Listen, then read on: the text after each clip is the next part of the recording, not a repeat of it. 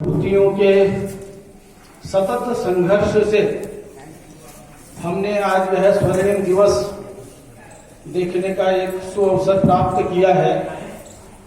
ऐसे उन अनेक असंख्य हुतात्माओं के श्री चरणों में हम सबके श्रद्धा सुमन समर्पित हैं। तुमने दिया देश को जीवन, देश तुम्हें क्या देगा, अपनी आग तेज रखने को नाम तुम्हारा देगा।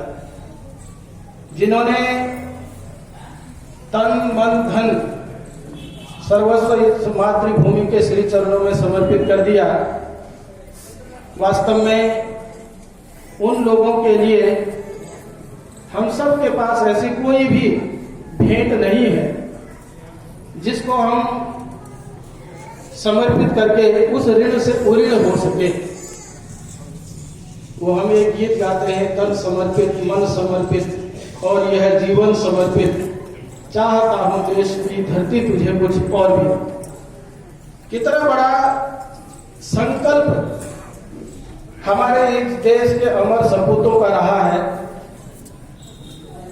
जिन्होंने तन मन धन सब कुछ समर्पित कर भी यह इच्छा व्यक्त की कि हे मातृभूमि, हे ईश्वर, मेरा जितनी बार भी इस धराधाम पर जन्म होगा, मैं इस देश के लिए अपना सर्वस्व न्यौछावर कर दूंगा। तो और यह जीवन समर्पित, चाहता हूं देश की धरती तुझे कुछ और भी दू। इतना बड़ा संकल्प हमारे महापुरुषों का रहा है। अमृत महोत्सव स्वतंत्रता का आया है शुभ पर्व महान, नमन करें अमृत पुत्रों को जिनसे आया स्वर्ण विहार। जिनसे यह स्वर्णिम प्रातः स्वर्णिम दिवस अपने जीवन में आया है, उनके श्री चरणों में हम कोटि कोटि वंदन करके भी उनके ऋण से उऋण नहीं हो सकते हैं। स्वतंत्रता का अमृत महोत्सव केवल इस सभागार में ही नहीं मनाया जा रहा है, वरन राष्ट्रीय स्वयंसेवक संघ के द्वारा इस समय यह उत्सव पूरे उत्तराखंड में, पूरे देश में ही मनाया जा रहा है। केवल राष्ट्रीय स्वयंसेवक संघ ही स्वतंत्रता के अमृत महोत्सव को मना नहीं रहा, बल्कि पूरा देश स्वतंत्रता के अमृत महोत्सव को मना। जब लाल किले की प्राचीर से देश के माननीय प्रधानमंत्री जी के द्वारा स्वतंत्रता के अमृत महोत्सव की चर्चा की गई, तो तब से संपूर्ण देश में स्वतंत्रता के अमृत महोत्सव के कार्यक्रम मनाने प्रारंभ हो गए।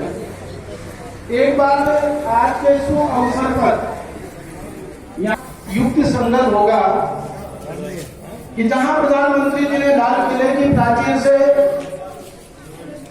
75 वर्ष पूर्ण होने पर स्वतंत्रता के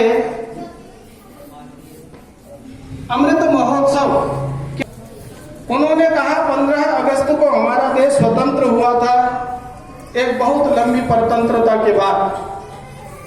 इसलिए हम सब बहुत ही श्रद्धा पूर्वक, निष्ठा पूर्वक, परिश्रम पूर्वक इस उत्सव को मनाएं।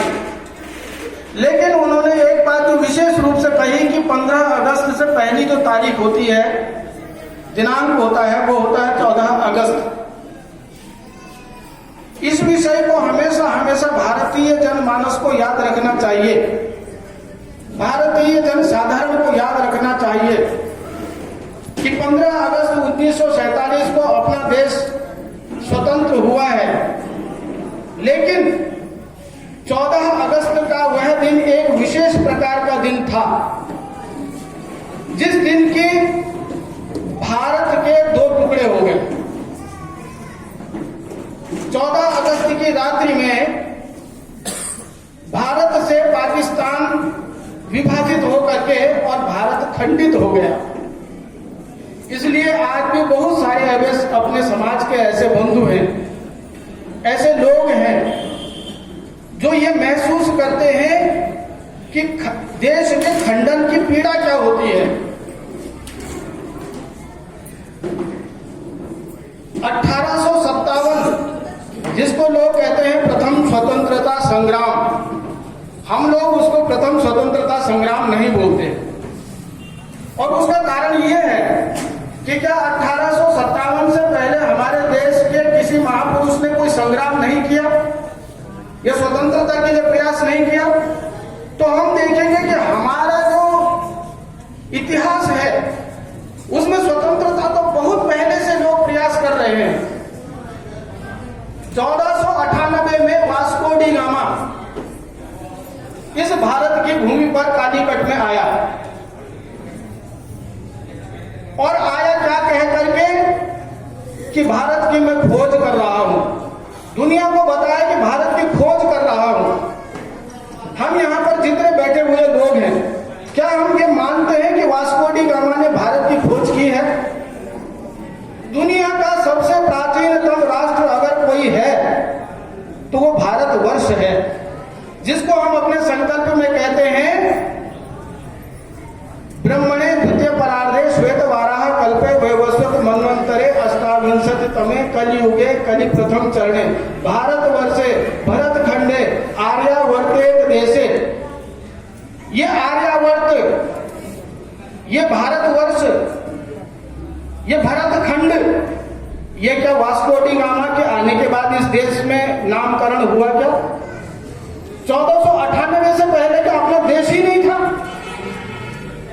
यह वास्तव में एक बहुत बड़ी विडंबना की बात है कि हम लोगों को जो जिस प्रकार से बरगलाता चला गया, हमारे इतिहास को जिस प्रकार से विकृत करता चला गया, हमने उन लोगों की बातों को कहते हैं ना ब्रह्म वाक्यम जनार्दनम, हमने कहा इनके वाक्य तो पत्थर पर पड़ी हुई लकीर के समान है। दुनिया में हमने सुना होगा कि सबसे प्राचीनतम अगर कोई ग्रंथ है तो वह है ऋग्वेद। दुनिया में कोई भी ऐसा साहित्य नहीं है जो कि ऋग्वेद से पुराना है। यह 2021 चल रहा है, यानी ईसा के केवल 2021 वर्ष हुए हैं। लेकिन अगर कलयुग के इस समय हम कहते हैं कलयुग, तो कलयुग के भी 5173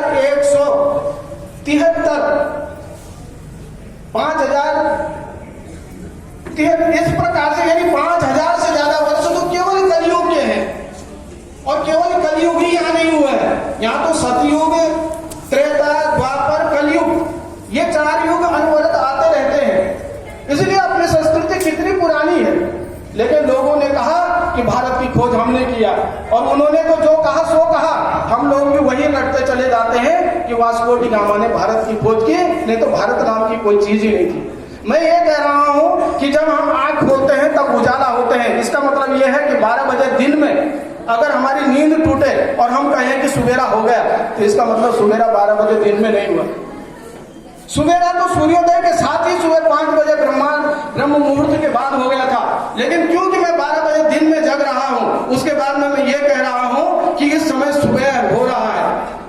हम सब लोगों के बाद चीज हमारे साथ में भी यही हुआ है। हमारे संविधान में ही सबसे पहले लिखा हुआ है India that is Bharat. India जिसे कि भारत भी कहते हैं। मैं समझता हूं कि यहाँ पर जितने इकट्ठे हुए हैं उन लोगों को इस बात को सुनने के बाद संतोष बिल्कुल नहीं होगा कि ऐसा कोई देश है जिसका नाम इंडिया है और उसको भारत भी कहते हैं। पाकिस्तान है, इंग्लैंड है, जापान है, रूस है, चीन है, कोई ऐसा देश बता दीजिए जिसका नाम का ट्रांसलेशन किया गया है। केवल एक भारत ऐसा देश है जिसके इतने सारे नाम होने के बाद में, भारतवर्ष, आर्यवर्त, हिंदू, सारे नाम होने के बाद में भी उसको इंडिया बोल रहे हैं। ये जो इंडिया है ये कहीं ना कहीं गुलामी का प्रतीक है। ये हमारी कहीं ना कहीं एक विचारने की स्थिति है कि हम लोग सोचें। वो मैथिली शरण गुप्त ने लिखा है ना कि हम कौन थे, क्या हो गए और क्या होंगे अभी, आइए मिलकर विचारें ये समस्याएं सभी। ये सारी समस्याएं विचार करने की आवश्यकता है। तो मैं ये कह रहा था कि लाल किले की प्राचीर से देश के माननीय प्रधानमंत्री जी ने कहा कि 14 अगस्त का दिन हमेशा याद रखना चाहिए, क्योंकि उस दिन भारत और पाकिस्तान का विभाजन हुआ। स्वयं हमारे परम आराध्य गांधी जी कहते थे कि भारत पाकिस्तान का विभाजन मेरी लाश के ऊपर होगा, लेकिन उसके बाद में क्या देश के सामने मजबूरियां रही होंगी हमें पता नहीं है, लेकिन देश का विभाजन उनके जीते जी और उनके आंखों के सामने हो गया। कितनी बड़ी विडंबना की बात है।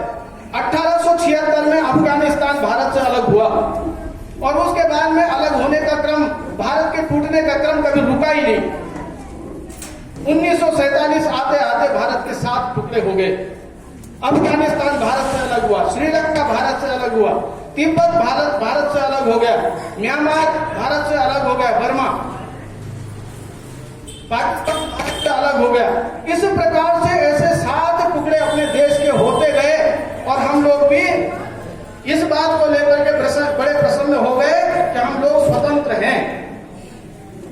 एक फिल्म है, उस फिल्म में गोविंदा हीरो है, उसमें एक गाना है, वो कहता है कि मैं दिन को रात कहूं मेरी मर्जी, मैं रात को दिन कहूं मेरी मर्जी, मैं सुबह को शाम कहूं मेरी मर्जी, मैं शाम को सुबह कहूं मेरी मर्जी।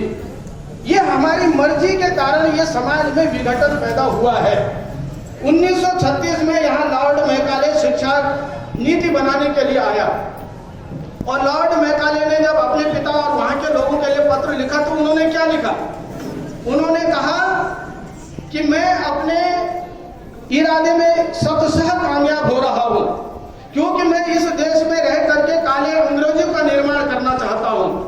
मैं यहाँ के लोगों में से बाबुओं का निर्माण करना चाहता हूं और मुझे पूरा विश्वास है कि जैसे मैं यहाँ के लोगों को देख रहा हूं, मैं अपने मिशन में कामयाब हो रहा हूं। और यहाँ के लोग जितने भी हैं, भले ये सब सूरत से काले होंगे, लेकिन ये पूरे अंदर से अंग्रेजियत से लबालब होंगे। आज हम देखते हैं क्या वास्तव में वो अंग्रेजियत हमारे भीतर छाई हुई नहीं है? क्या हम स्वतंत्र ठीक ढंग से हो पाए हैं? क्या ऐसी ही स्वतंत्रता की कामना हमारे उन महापुरुषों ने की होगी? अभी अपने इतने परम आराध्य परम पूज्य ऐसे जिन्होंने देश के लिए इतना बड़ा त्याग बलिदान किया, उनके परिवारों को, उनके परिवार के अभिन्न जो ऐसे सदस्य हैं, उन सबका यहाँ पर सम्मान का कार्यक्रम किया गया। वास्तव में उनका हम सम्मान नहीं कर सकते, क्योंकि ऐसे हमारे पास कोई भी चीज नहीं है जिसका कि हम उनका ऋण चुका सकें। उन्होंने देश के लिए जो कुछ दे दिया वो अप्रतिम उदाहरण के रूप में है। लेकिन इतना जरूर है कि ये जो स्वतंत्रता हमको प्राप्त हुई है 1947 में, अगर हम जिस ट्रैक पे चल रहे हैं, जिस प्रकार के हमारी मनोवृत्तियां हो रही है, उसमें यह कहना बहुत कठिन होगा कि हमारा देश अगर इसी ट्रैक पर ऐसी दिशा में चलता रहे, और बीच में कुछ प्रयास जरूर हो रहे हैं, वो अच्छी बात है, लेकिन फिर भी हमें कुछ बहुत ठोस प्रयास करने पड़ेंगे। उस दिन उन्होंने लाल किले से कहा था कि 14 अगस्त का दिन है, उसका नाम उन्होंने विशेष करके दिया था विभाजन विभीषिका स्मृति दिवस। विभाजन विभीषिका यानी विभाजन को उन्होंने कहा विभीषिका है, यानी एक अकाल है, यानी एक बहुत बड़ी पीड़ा है। भारत माता के अंग कट गए, इसलिए ये जो विभीषिका है इसको हमेशा याद रखना पड़ेगा। याद इसलिए रखना है कि हमने इसको समाप्त करना है। आज हम अपने घरों में जन्मदिन मनाते हैं बच्चे का, लेकिन जन्मदिन मनाते समय क्या करते हैं? कैंडल जलाते हैं, उसके बाद में कैंडल बुझा देते हैं, यानी दिया जलाते हैं और फूक कहते हैं कि इसको फूक मारो, और उसके बाद में फूक मार करके सारे दिए बुझा देते हैं। क्या ये भारतीय संस्कृति है? या दीप ज्योति परम ज्योति दीप ज्योति जनार्दना दीपो हरतु मैं पापम कमसो मां ज्योतिर्गमय असु, ये हमारी संस्कृति है। या दिया जला करके बुझाने की परंपरा हमारी है। ये परंपरा कहां से आई? अगर यही परंपरा रहेगी तो क्या हम स्वतंत्र हैं? क्या हम स्वाधीन हैं? क्या हम अपने अधीन हैं? ये एक बहुत बड़ा प्रश्न है। जन्मदिन पार्टी में उसके बाद केक लाया जाता है, उस केक को काटा जाता है। अगर किसी कार्यक्रम का उद्घाटन करना है, उसमें फीता काटा जाता है। ये काटने की जो परंपरा भारतीय संस्कृति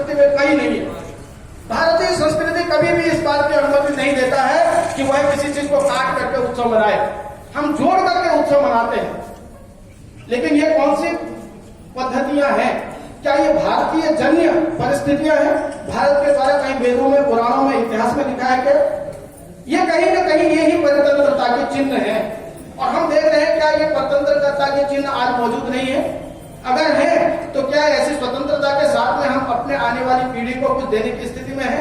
अगर नहीं है तो इसको ठीक करने का किसका जिम्मा है? निश्चित रूप से आज जो उस पीढ़ी में जीवित हैं, जिनके के आगे अपने बच्चे दिखाई दे रहे हैं, उनको यह संस्कार देना पड़ेगा कि भारतीय संस्कृति का मतलब क्या है। हमने कहा अतिथि देवो भव, और अतिथि देवो भव के नाम पर हमने तमाम प्रकार के देश के लोगों को अतिथि मान करके और कहा कि यहाँ खूब राज करो, हमको खूब लूटो। ऐसा हमने उनको अतिथि के रूप में यहाँ आमंत्रित कर दिया। हम अपने परिवार को पहले संभालें। अगर हम अपने परिवार और घर की चिंता नहीं करते हैं और उसके बाद में अतिथियों को बुला करके, दूसरे देश के लोगों को बुला करके कहते हैं हम पर शासन करो, तो ये बहुत बड़ी दुर्भाग्यपूर्ण स्थिति है। प्रधानमंत्री जी ने एक बात और कही थी कि ये 75वां स्वतंत्रता का काल है और इसके बाद में 2047 में 100 साल पूरे होंगे। एक प्रकार से देखा जाए ये ऐसा संधि काल है जिस 25 वर्षों में वो सारा कुछ करना पड़ेगा जिसके कारण हमारी स्वतंत्रता एक दैदीप्यमान नक्षत्र की भांति चमत्कृत हो सके। अगर ऐसा हमने नहीं किया तो हम अपने आने वाली पीढ़ी को कोई जवाब नहीं दे पाएंगे। यहां लिखा हुआ है 75 वर्ष आजादी के। हमको कहीं ना कहीं अपनी भाषा का आग्रह दिलाना पड़ेगा। निज भाषा उन्नति है, सब उन्नति को मूल, भारतेंद्र हरिश्चंद्र जी ने कहा है। अपनी भाषा की उन्नति से ही असली उन्नति होती है। आप दूसरे की वैशाखी को पकड़ करके बहुत लंबी यात्रा नहीं कर सकते। अगर आपको वास्तव में अपने जीवन की लंबी यात्रा करनी है तो उसके लिए तो आत्मनिर्भरता बहुत जरूरी है। आज अगर हम आत्मनिर्भर नहीं हो पा रहे हैं, उसके बाद में हम दूसरों को गाली देते रहेंगे तो इससे हमारा कल्याण होने वाला नहीं है। क्योंकि कल्याण अगर होने वाला है तो अपने प्रयासों को बढ़ाने से ही होता है। हमारे यहाँ मुझे स्मरण आ रहा है कि कैसी कैसी बातें लोग कहते हैं, कैसे कैसे षड्यंत्र हमारे समाज को तोड़ने के लिए दूसरे जो आतताई शक्तियां हैं उन्होंने अपनाई और हमने आंख बंद करके उन सब बातों को विश्वास मान लिया। कहते हैं कि एक बार एक कोई दूसरे मत पंथ का व्यक्ति और एक अपने समाज का व्यक्ति था। उसके बाद 2 मूर्तियां थी। एक उसके पास भारत के जो अपने देवता हैं भगवान की मूर्ति थी और एक दूसरी कोई दूसरे मत पंथ की मूर्ति थी। उसके बाद में उन्होंने कहा कि इन दोनों मूर्तियों को देखो, पानी में डालो। सबसे पहले उन्होंने कहा अपने भगवान की मूर्ति को पानी में डालो।